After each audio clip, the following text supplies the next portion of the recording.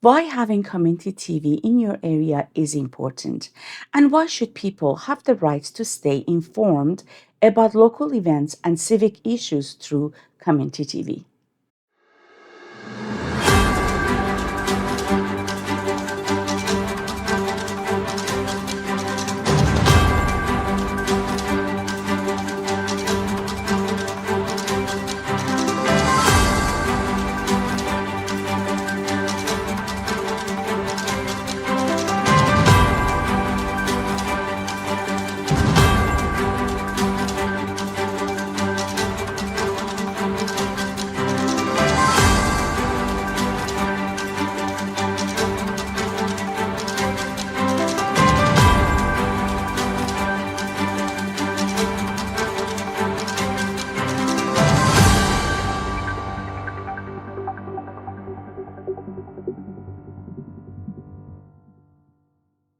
We are here today with Bonita Zarrillo, Member of Parliament for the cities of Port Moody and Coquitlam in British Columbia.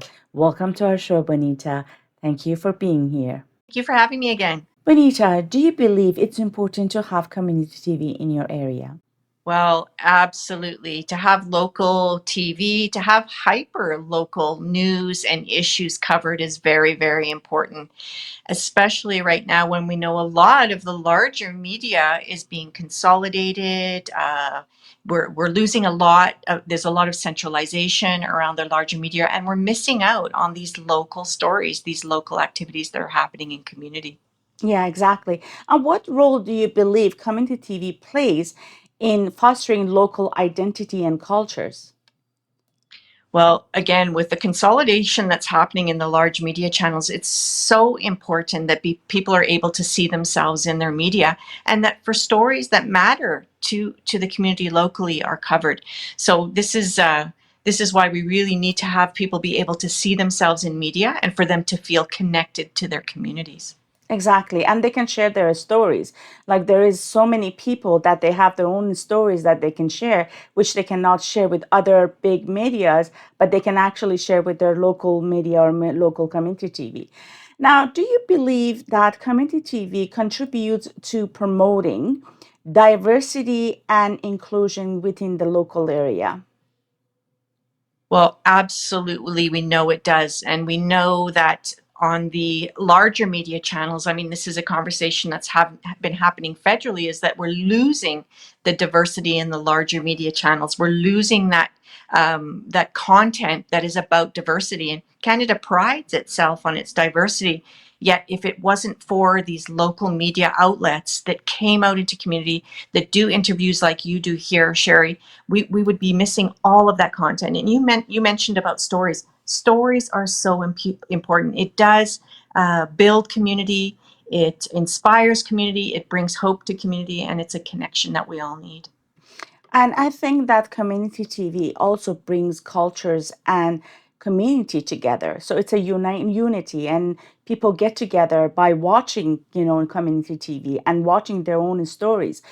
And it is crucial for community TV to be the voice of the media. What do you think about that? Well, you said it right there. Like it's so important that people hear local stories, that they connect to their community, and that they also educate each other through these local stories. You learn about your neighbors. You learn about the histories that they've had, and it's definitely so important to get to know each other more and more. And we know over COVID-19, where a lot of people were home for a very long time, that we need to start telling our stories again. We need to start sharing our stories out with community, and we need to start knowing each other again. Yeah, absolutely. As a matter of fact, we were at when COVID happened and was pandemic, we actually produced 72 programs and 72 shows online. So people actually could watch it online and see it on, Shaw cable or watch it on their, social media. But it was a big issue at that time because we couldn't be out there and people couldn't be out there. So we had to produce shows online so people can watch it online. Now, let's discuss about the civic issues that goes around in our community and also is not covered by mainstreaming news. And how do you think community TV can address these kind of concerns? Well, I know you alone, Sherry. You're out all the time in community. I see you out in the community. You run into each other yet to tell stories and to see, to talk about what is happening in community. I think that's part of it too. The part of it is that you're there on the ground all the time. You're living in the community. You're shopping in the community. You're using local businesses in the community. You're highlighting those local businesses on your channel.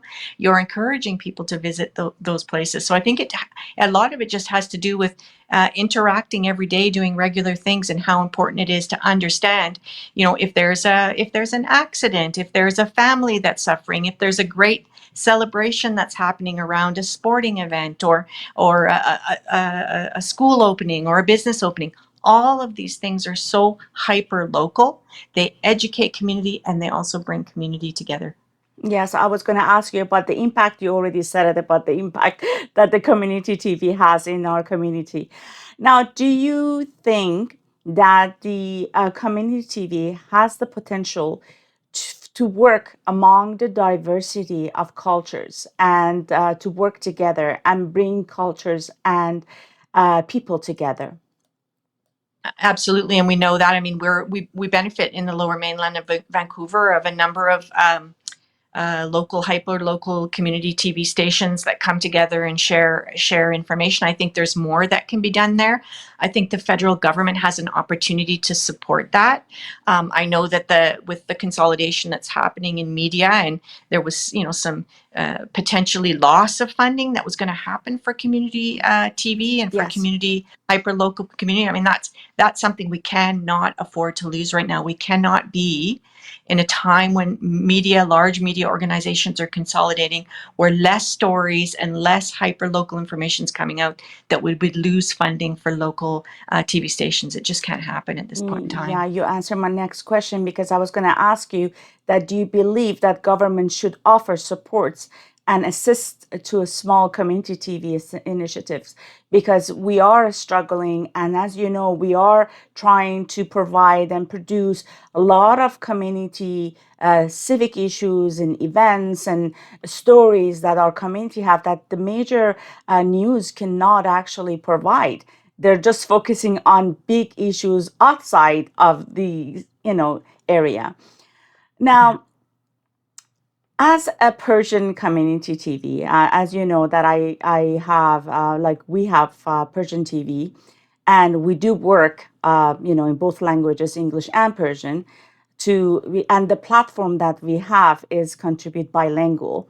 Now, how do you see that impacts our community in our area? Well, in the Tri-Cities, for sure, and I know many parts of Vancouver, there is a very large Persian community. And I mean, we were together at Nuruz, and Yes. people were waiting. That's right. People were waiting for Parvez to be there. They want to be in the photo. They want to be on TV. They want to be in the pictures. And it becomes such a community builder to anticipate that your local media is coming, to know that you're going to be able to see and watch and have that presented in multiple languages, two languages here, English and Farsi or Persian language. And it means so much to the community to Hmm. have their language, to have their stories, and to have their experiences told in their language, in their mother tongue, we would call it. Yes, that's true. Now, as you said, Nowruz is a significant celebration for Persians and Iranians. Can you share about your experience in Nowruz? Well, thank you for asking that. I was actually watching a video that I had created about 5 years ago, when one of the first kind of times I was celebrating as a city councillor, and I was thinking how much the celebration has grown in the Tri-Cities in 7 years. Oh my And goodness, it has. right, It it was has. there was thousands and thousands of people there in the most I recent. know. For 25 years, we've been a community TV, and this year was phenomenal. This year was like absolutely different than other years that we had. Yeah. And everyone was so happy and so excited to be together, and so excited to share food, and so excited to share music. The music, the entertainment was, people were so happy and so excited to be sharing that. So, I mean, I think it's growing over the time. Why it's important? It's growing. It's bringing people together. It's sharing food. It's for the whole family. It's an incredible, incredible occasion and an incredible event in the Tri Cities. And you've been to all of it, especially the fire festivals. The fire Now, festival, the crowd, and lots of politicians from other parties were there, including yourself and BC Premier David Eby was there. And what was your experience that day on the stage where you were among all those people? yeah, it was so great. I was just thinking about 6 years ago, it was still at Glen Park. I remember jumping the fire for the fire festival when it was still at Glen Park, and there was there was local politicians, there was city of Coquitlam and city politicians, but there was not provincial and federal politicians there at that time. And I think it really means a lot to know that for the provincial politicians, the federal politicians, that they are coming out to make sure that they're understanding how important these celebrations are. They're sharing food, they're sharing story, they're sharing time with folks in their community and understanding what the issues are, because we know there are issues that this is an opportunity to see your politicians out in community and get into their ear and share a couple of those issues that you might want to not usually have an opportunity to talk to politicians about. Exactly. And as you know, our cameras were all over the place. What we captured, we saw not only Persians, Iranians were there, also different cultures from different countries were there as well, enjoying Fire Festival and jumping over the fire and engaging with others and listening to the music, as you said, food and music and dancing. And that, that to me, it is a civic because it brings community together. And what do you think about that? Well, I think it's similar to your TV, similar to the local TV, to the local media channels that are happening. Everybody's watching. They're Hmm. on, they're scrolling on their phone, or they're having an opportunity to watch it online. This is the way we're connecting now. And this is why it's so important to have organizations and community channels like yours available to everyone in the community to learn from. Well, now, Bonita, do you believe that national holidays and celebration like Nowruz foster unity and bring communities together? Well, they absolutely do in an educational way. Hmm. A lot of if we're talking about different communities, there's so many holidays and so many celebrations that not everybody knows about. They've come from all over the world. Communities have come from all over the world and sharing their traditions and their festivities with us. And I think that that is absolutely happening. It is absolutely so important to do it because it's education. And if we think about kids in school have benefited undoubtedly so much from having all of these different celebrations celebrated in their very own community. Yes. And now, other than community TV, and Nowruz and celebration, what's going on in our city right now in Port Moody and Coquitlam? Yeah, for sure. Well, I think people are getting ready for summer. That's for sure. We just welcome spring in, and I know we've had some incredible weather. So I know that people are ready to get out into the community this summer and really enjoy nature, enjoy the trails. So I know in the Tri Cities there's some new trails that are opening. So I know that people are very much looking forward to that. We also know that we've talked before, Sherry, that housing is on everybody's mind in our community. So for sure, some of the things that we need to always be talking about is affordable housing and Yes. the opportunity for everyone of every income and ability and ethnicity to be able to live in the Tri-Cities. So this is on my mind all of the time. I know recently there was some announcements from the provincial government and the federal government on supporting affordable housing in our community. So that's huge. Mhm. And then another one I want to talk about, which is really the Tri-Cities, I would say, is one of the leaders in this area, is food recovery and rescue and making sure that people have um, access to healthy food. I know that there's a lot of not for profits in our community, Yes. and And I have obviously, interviewed them. Yes.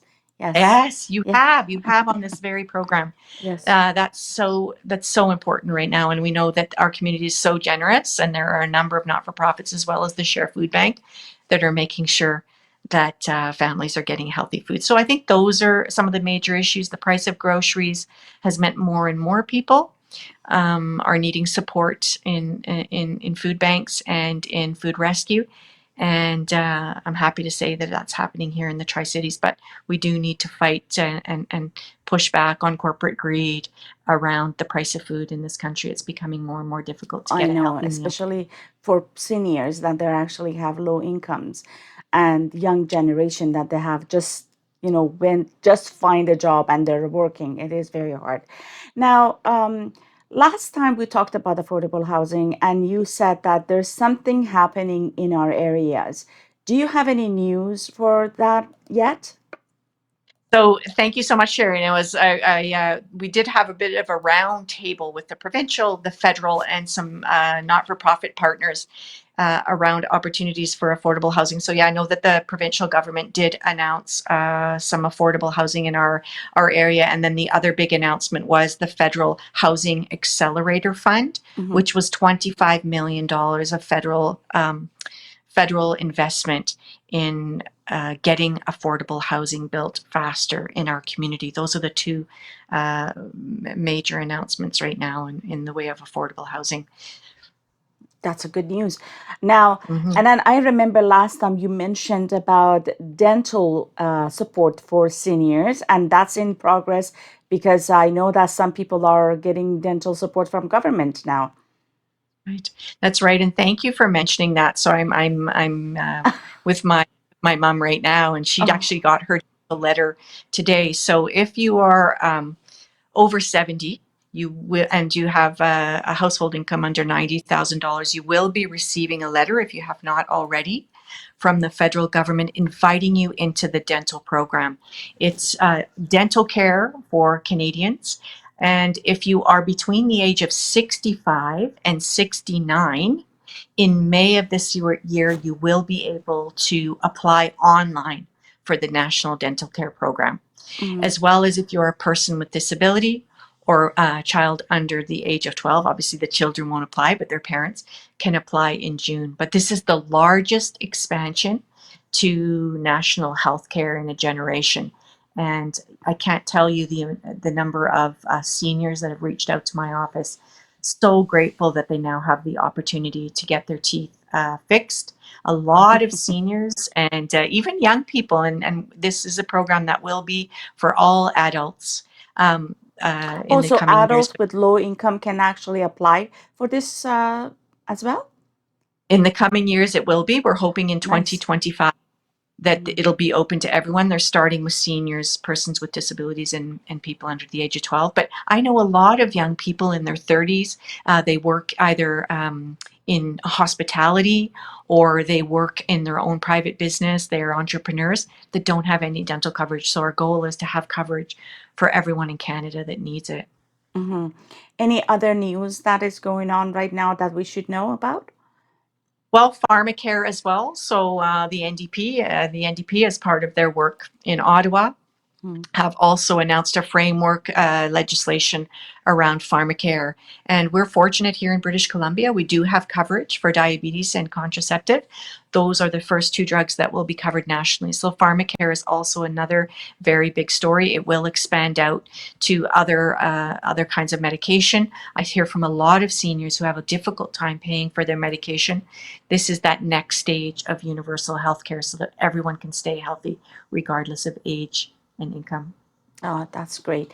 Now, Bonita, do you have anything to say to our audiences? And if there is anything that I forgot to ask you, maybe you want to mention it now.